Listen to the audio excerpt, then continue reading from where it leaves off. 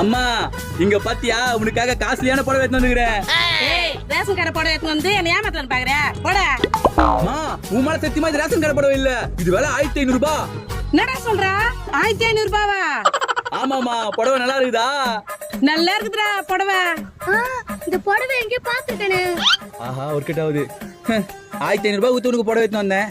ஆனா நான் தான் பசங்க படத்துக்கு கூப்பிட்டாங்க, அது காசு இல்லாம இருக்கேன். உங்ககிட்ட காசு இல்லையா? எவ்வளவு வேணும் உனக்கு? கம்மிதாம்மா, வெறும் 500 ரூபாய். ஐயோ 500 ரூபாய். ஆயா இது போட வச்சு தாத்தா தூத்து புடவை மாதிரி இல்ல. தாத்தா எடுத்து குத்து போடுவியா? அட ஆமா. இன்னைக்கு நான் கோமா. டேய் மறுபடியும் ஏமாத்தலான்னு பாக்குறியா என்ன? பின்ன வீட்டுல 100 புடவை கட்டாம இருக்குது, அவ்வளவு புடவை வச்சுக்கின்னு எல்லாருக்கிட்டையும் என் பையன் புடவையே தர மாட்டான்னு சொல்லி குறை சொல்லி வந்துனுக்குற. நீ பண்ற தப்பு இல்லைன்னா நான் உன்னை ஏமாத்துனது தப்பு இல்ல.